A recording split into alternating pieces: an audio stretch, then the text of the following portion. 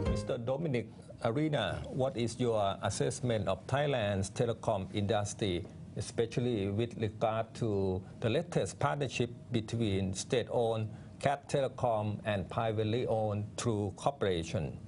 Well, Kunopakun, I've been involved in Thai telecoms for 10 years, and I think at this point, actually, we have, I think, a great model which could become a model that's more widely used in Thai telecoms.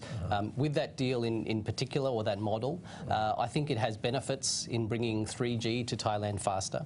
There is a large demand for wireless broadband in Thailand, and I think that the combination of a state-owned telecom company with a private telecom company who can each bring their expertise together, I think is a great model. But last year we going to have a 3G auction, but in the final stage, the court sort of issued an injunction, and then that policy has been temporarily halted.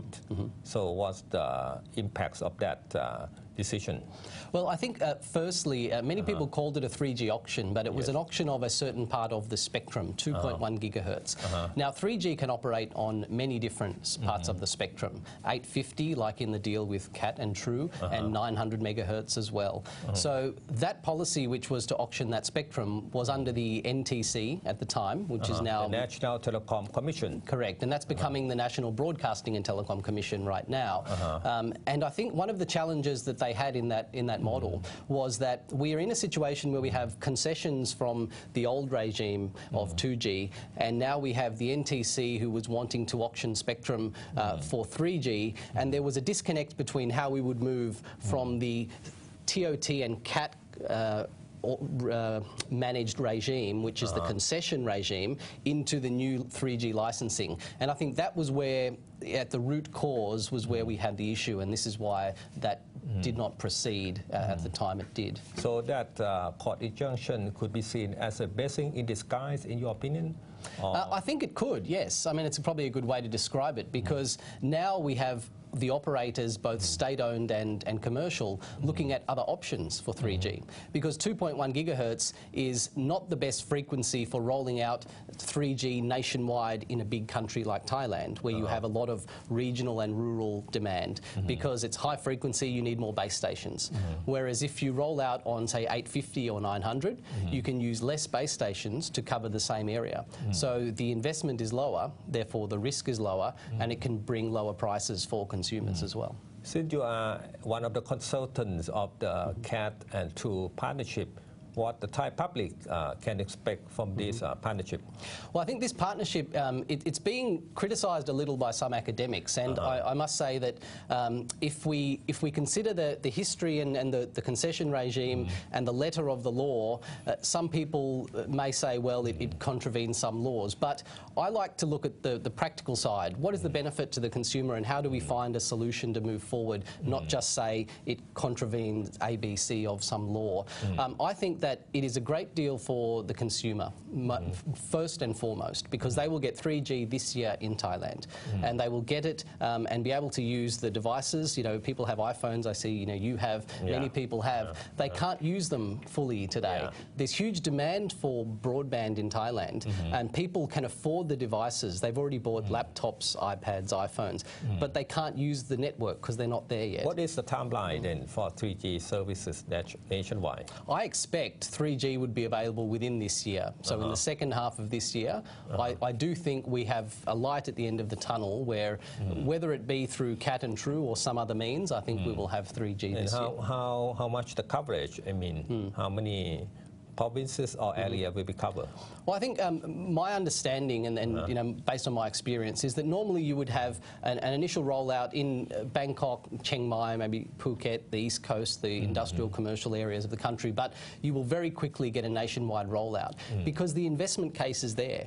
I think that in Thailand, fixed line penetration is very low, so everyone cannot have DSL and certainly not fibre. So they must have wireless broadband, and 3G will bring wireless broadband to the regional areas of Thailand. So compared to last year, what aborted 3G auction to this partnership, so it's, first of all, it's the speed, right?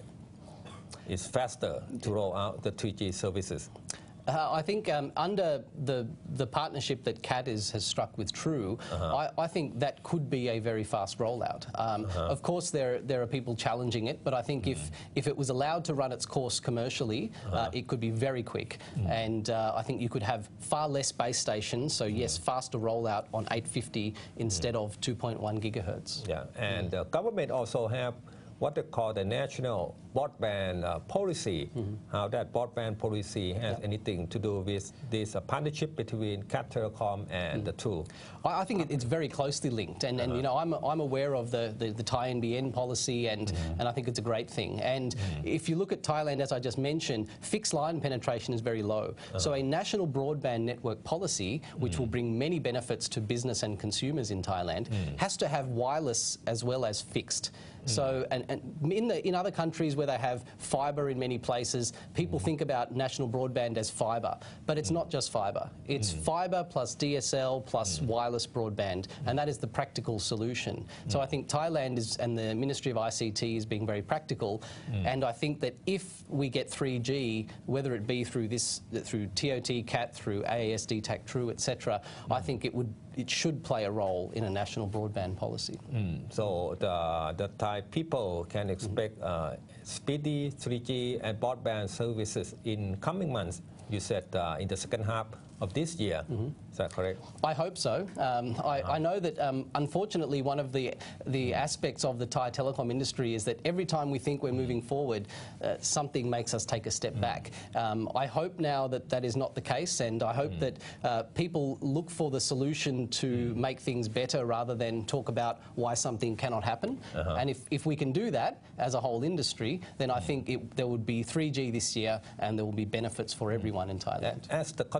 As the consultant, how the partnership between CAT and True works in Thailand?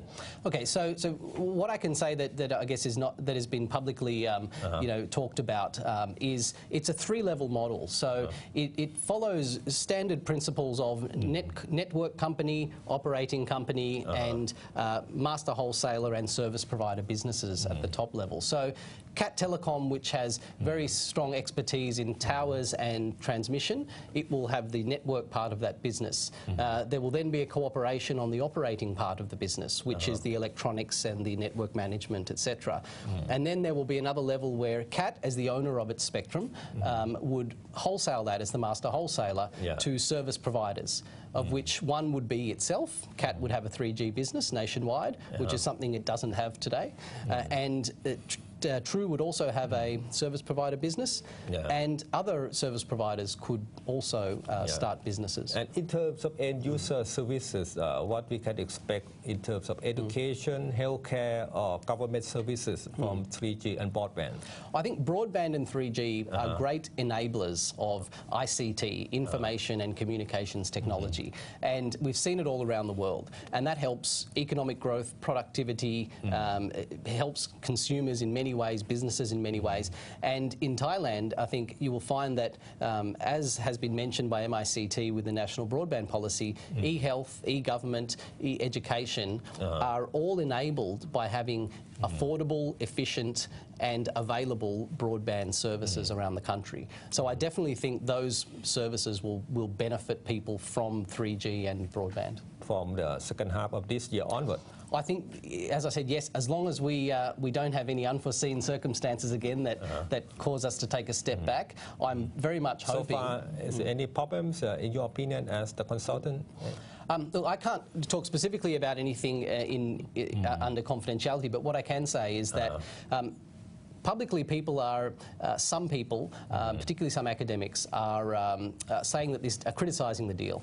And I think that what's happened in the past in Thailand is this has happened many times, and people are looking at some old regulations that were designed many years ago that do not fit the market today. And I think we need to get to a point where everyone, in the spirit of the regulation, not necessarily the letter of the regulation, says, how can we all move forward? Is this a good thing for Thailand, or is it not? And in ASEAN, Thailand is definitely not an early bird in terms of 3G or broadband telecommunication. What's your assessment of the developments in ASEAN countries. Yeah, you are correct.